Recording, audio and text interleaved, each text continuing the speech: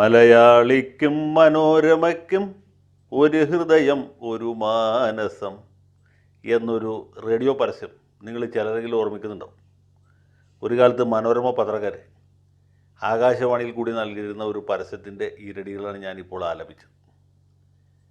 ഇത് ഒരു കാലത്ത് CPM-കാരുടെ വലിയ ആക്ഷേപത്തിനും പരിഹാസത്തിനും അവഹേളനത്തിനുമൊക്കെ പാത്രീഭൂതമായ വരികൾ കൂടിയാണ്.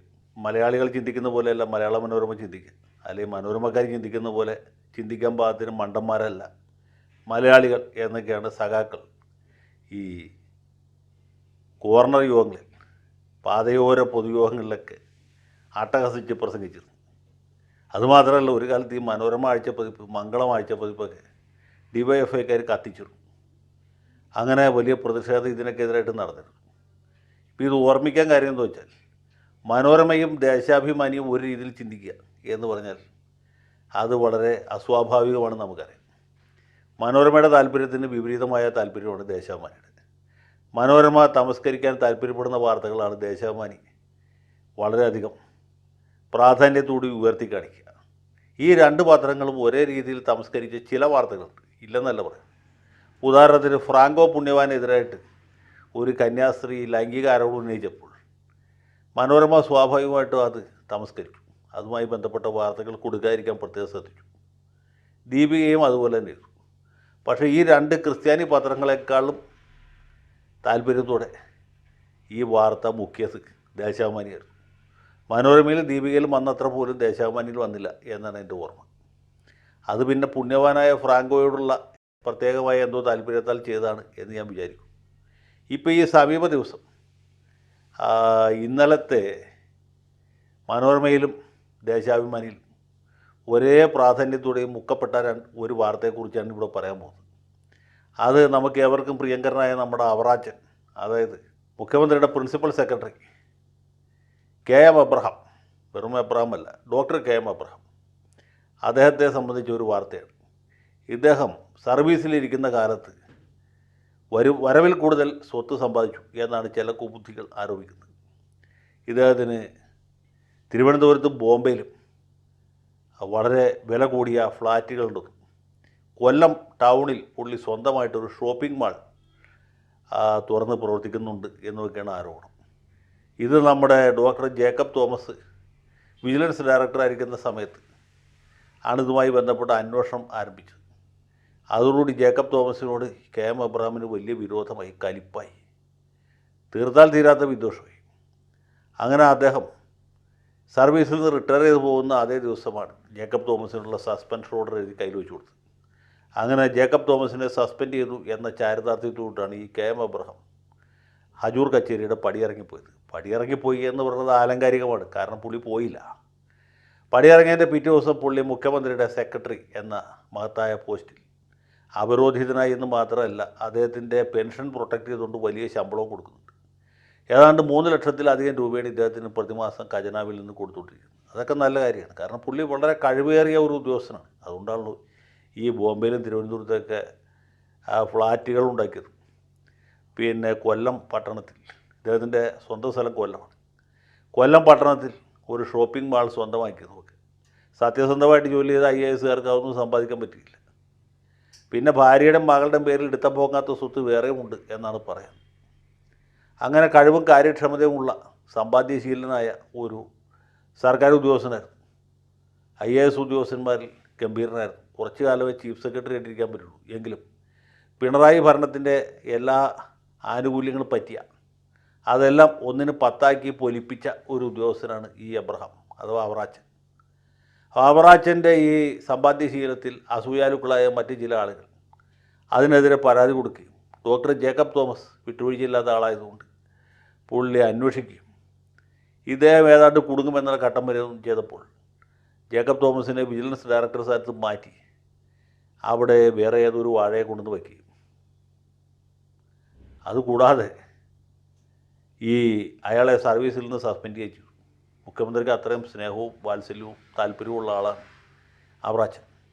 അത് കഴിഞ്ഞ് അവറാച്ചനെ മുഖ്യൻ്റെ ആഫീസിൽ കൂടുതൽ വരുമാന സാധ്യതയുള്ള ഒരു തസ്തിക ഉണ്ടാക്കി അവിടെ ഇരുത്തുകയും ചെയ്തു.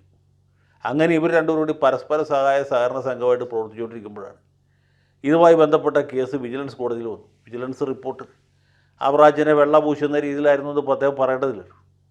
അപ്പോൾ ആ റിപ്പോർട്ട് ബഹുമാനപ്പെട്ട വിജിലൻസ് കോടതി ഒരു നുള്ളു ഉപ്പ് പോലും കൂട്ടാതെ അങ്ങ് വിഴുങ്ങി.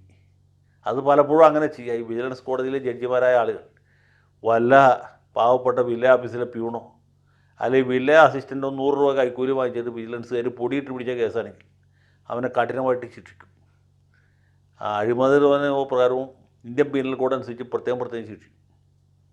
എന്നിട്ട് അഴിമതിക്കെതിരെ കുരിശുദ്ധം നടത്താൻ ഞങ്ങൾ പ്രതിജ്ഞാബദ്ധരാണെന്ന് ഭാവിക്കുകയും ചെയ്യും. നേരെ മറിച്ച് ഈ അവറാച്ചനെ പോലെയുള്ള ആളുകളുടെ കേസ് വരുമ്പോൾ അവർ സൗകര്യപൂർവ്വം കൈയൊഴിയും. അങ്ങനെ സംഭവിച്ചാണെന്ന് ഞാൻ വിചാരിക്കുന്നു. ഏതായാലും അതിൻ്റെ പുറത്ത് ഹൈക്കോടതിയിൽ വന്നപ്പോൾ ഹൈക്കോടതിയിൽ ഈ കെ ബാബു എന്ന് പറഞ്ഞ നീതിമാനായ ഒരു ജഡ്ജിയായിരുന്നു. അദ്ദേഹം ഈ കടലാസ് മുഴുവൻ വായിച്ചു നോക്കിയപ്പോൾ മൂപ്പലാന് മനസ്സിലായി സംഗതി ഉടായിപ്പാണ് എന്ന്.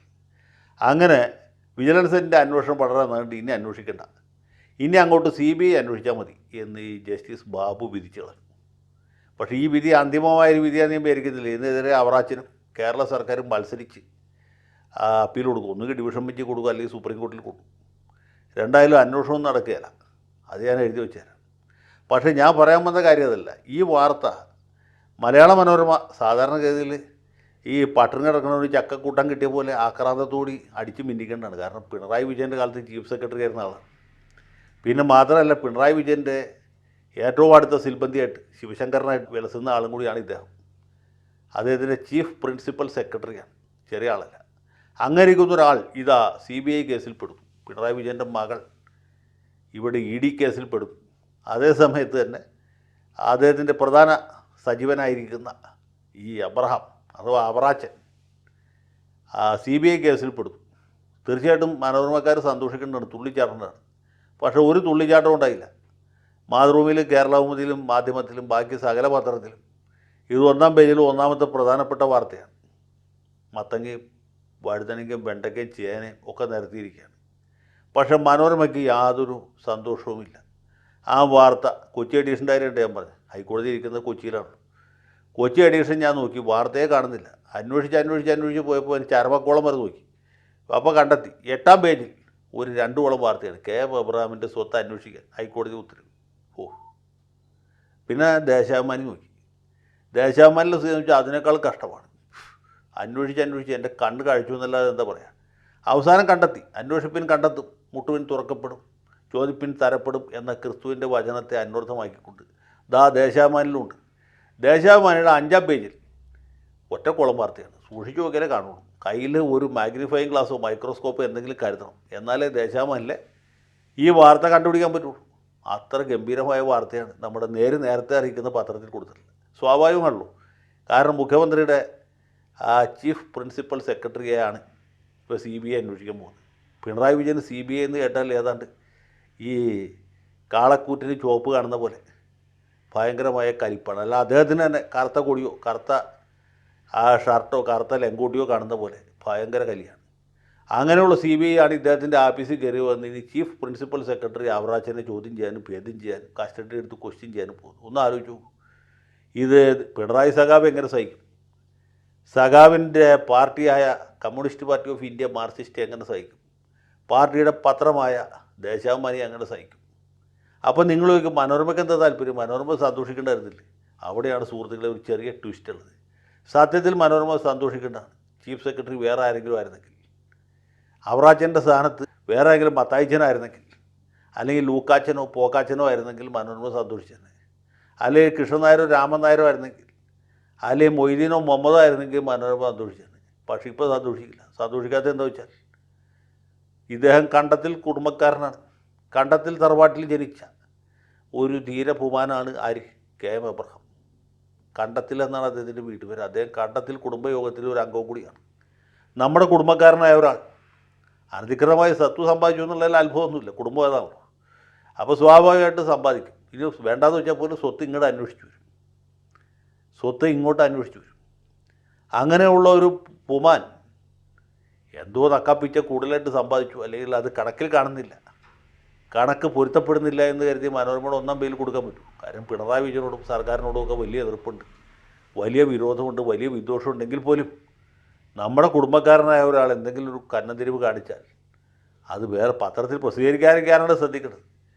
അഥവാ പ്രസിദ്ധീകരിക്കണമെങ്കിൽ ഇതിന് ആരും കാണാത്ത സ്ഥലത്ത് സിനിമാ പരസ്യത്തിൻ്റെ അടിയിൽ അല്ലെങ്കിൽ ചരമക്കോളത്തിൻ്റെ ചുവട്ടിലാണ് കൊടുക്കേണ്ടത്.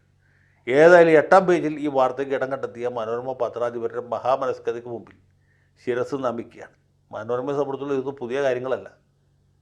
ഈ ട്രാവൻകൂർ കൊയിലോൺ ബാങ്ക് മുതൽക്ക് ഇങ്ങോട്ട് പല തട്ടിപ്പുകൾ നടത്തി കഴിവും പ്രാഗൽഭ്യവും തെളിയിച്ച ആളുകളാണ് മനോരമ ഏത് കാലത്ത് നയിക്കുന്നത്, ഇപ്പോഴും അങ്ങനെ തന്നെ.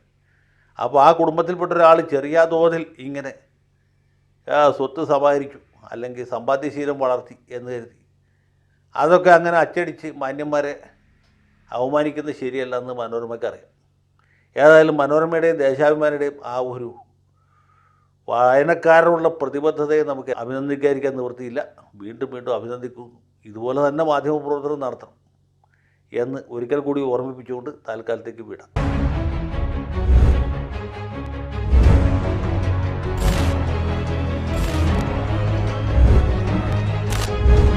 കൂടുതൽ വാർത്തകളും വിശേഷങ്ങളും നിങ്ങളിലേക്ക് എത്താൻ ABC മലയാളം സബ്സ്ക്രൈബ് ചെയ്യുക, ബെൽ ബട്ടണും അമർത്തുക.